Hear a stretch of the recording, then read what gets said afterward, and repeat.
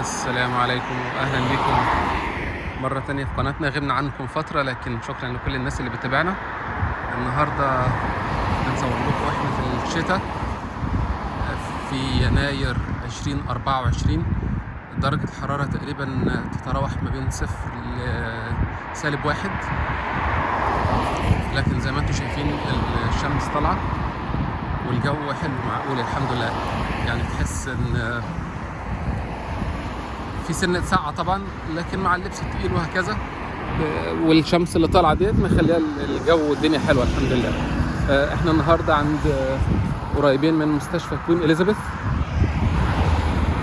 مستشفى كوين إليزابيث هي واحدة من أكبر المستشفيات في إنجلترا،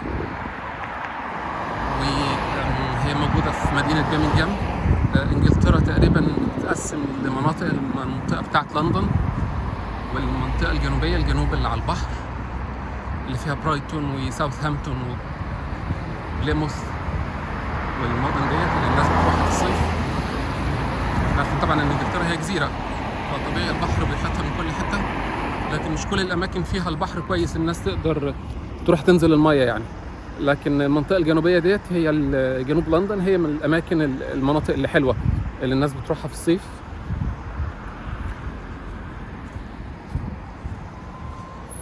وبعد كده في لندن طبعا شمالها شويه، وبعد كده فوق لندن بقى بيجي المنطقه بتاعت الميدلاند، في الايست ميدلاند. الايست ميدلاند هي اللي تعتبر يعني بنسميها المينلاند، الاراضي الاساسيه يعني، او وسط الدوله، مش هنقول وسط البلد عشان وسط البلد ده بيطلق على وسط المدينه يعني، لكن ايه وسط الدوله يعني. وبعد كده في الشمال بينقسم برضو لشمال شرق اللي فيه ليدز وميدلسبرا ونيوكاسل، وشمال غرب اللي فيه مانشستر وليفربول.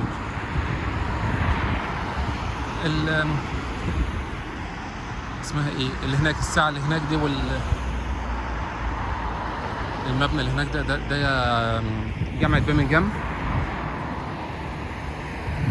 شايفين عندنا النور كده شبه اللي بتبقى موجود عندنا، والطريق دوت اللي بيودي على كوين إليزابيث، مستشفى كوين إليزابيث.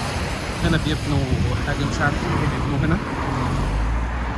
زي ما احنا شايفين الشارع، تخطيط الشارع بيبقى عامل ازاي يعني.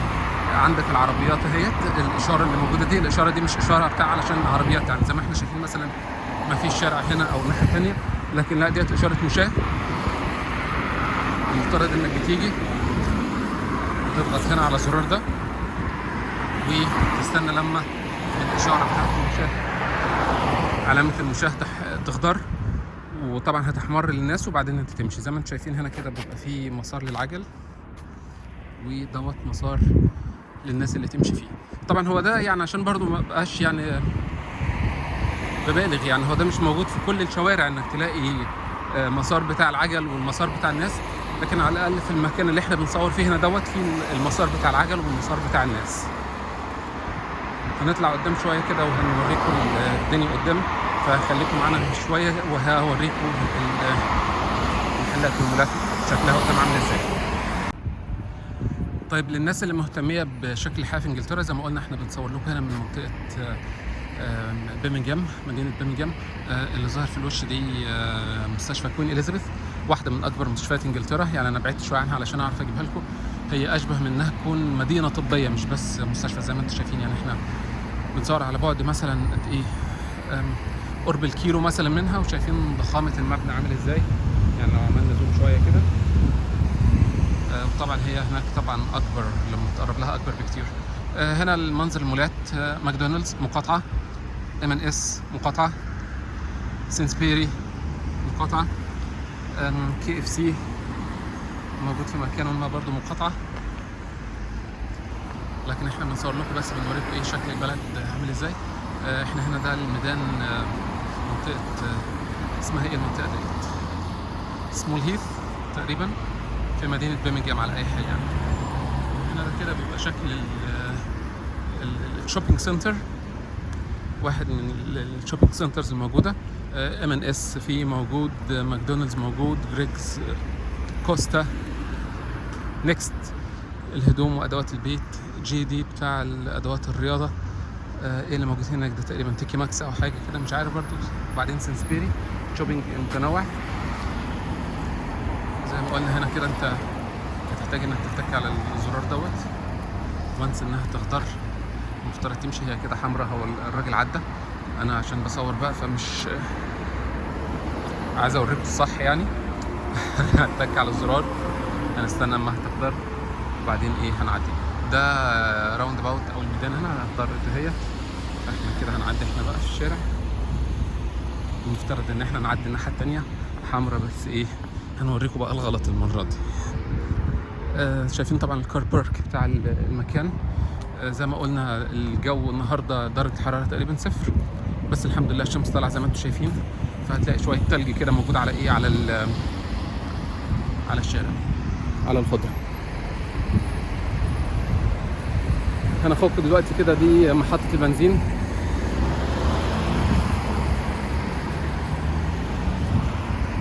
تعال لما نشوف كده سعر البنزين كام دلوقتي.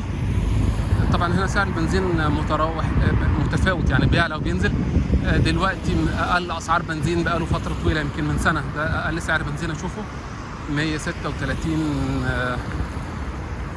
قرش و9 بي، يعني تقريبا 100 جنيه 37 قرش للتر. ده البنزين 95 على فكره بالمناسبه. هنا مفيش بنزين 92، مش فاكر ان انا شفته. البنزين هنا 95 او 99، فده سعر البنزين 95. واللي تحت دوت سعر الايه، الديزل اللي هو الجاز يعني او السولار. بيكون اغلى حاجه بسيطه، بس بيعيش اكتر في العربيه. لكن بصراحه مره واحده جبت عربيه ديزل بالجاز يعني ما حبيتهاش خالص. زي ما احنا شايفين التل في الشارع. اعتقد الاضاءه كده هتكون حاجه احسن، لكن احنا ماشيين الناحيه دي. طيب تعالى نشوف الاعلان ده كده اللي موجود، بيقول لك join our driving team لو عايز تكون سواق اتوبيس. وشايف حاطين الاعلان واحده محجبه في اول الاعلان.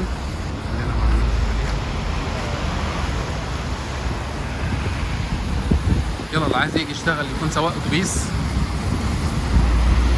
يجي يقدم. زي ما احنا شايفين تاني في مكان للمشاة، مكان للعجل.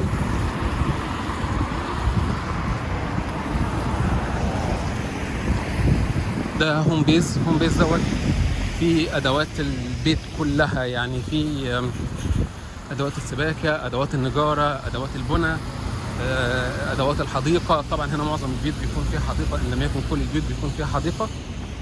ففيها الزرع والادوات بتاعه الحديقه والحاجه بتاعه الحديقه كلها.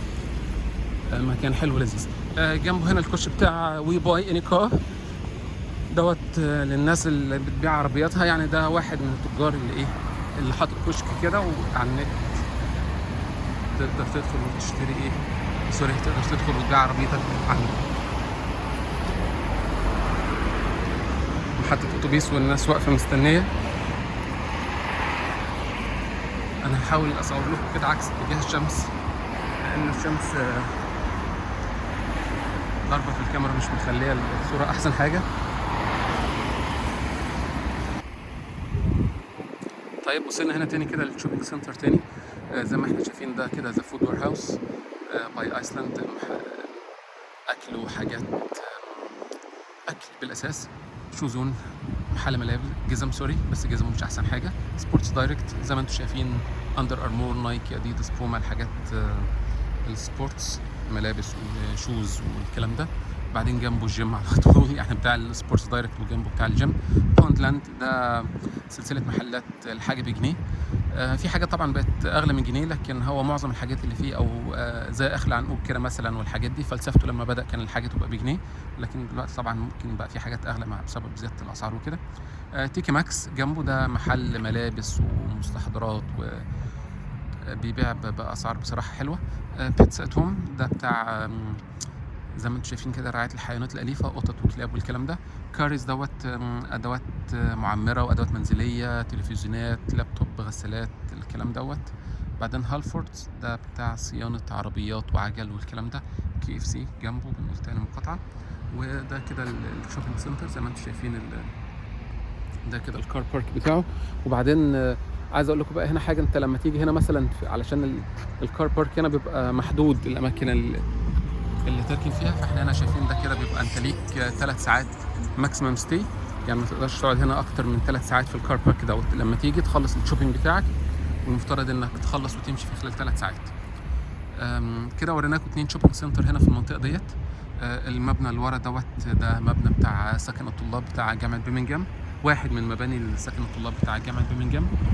وزي ما انتم شايفين كده دي المنطقه بتاعت اللي فيها مستشفى كوين اليزابيث في سمول هيث. منطقه جميله، الجو حلو، الدنيا شمس، فقلت اما اتصل بيكم افرجكم على البلد شويه.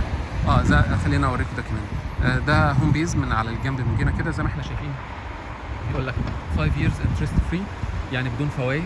لو هتشتري الكيتشن، المطبخ، الحمام، البيدروم بتاعك، يعني ممكن تظبط البيت وتفرش البيت بتاعك او تاسس البيت بتاعك على 5 سنين، تظبط المطبخ والحمام والنوم والكلام ده كله 5 سنين up to 5 years interest free. ممكن يبقى في شويه شروط كده او حاجات، بس على الاقل ان هو بيديك الاوبشن. يعني مثلا لو قال لك هتدفع مثلا 25%، تدفع 50% من السعر، بس على الاقل هيدي لك 5 سنين بدون فوائد. طبعا يعني للاسف احنا ما بنلاقيش الكلام دوت في بلادنا. صح العمله طبعا في الارض وما تضمنش سعر العمله هيبقى عامل ايه بعد 3 4 سنين ولا 5 سنين، لكن على اي حال يعني ان هو يبقى هنا في البلاد هنا مدي لك اوبشن ان يبقى انترست فري او ان يبقى بدون فوائد. ده طبعا ده شيء كويس جدا. احنا شايفين طبعا احنا في ديسمبر والشمس عامله ازاي، الواحد مش عارف يفتح عينه من الشمس. شكرا يا جماعه على المشاهده ويومكم سعيد.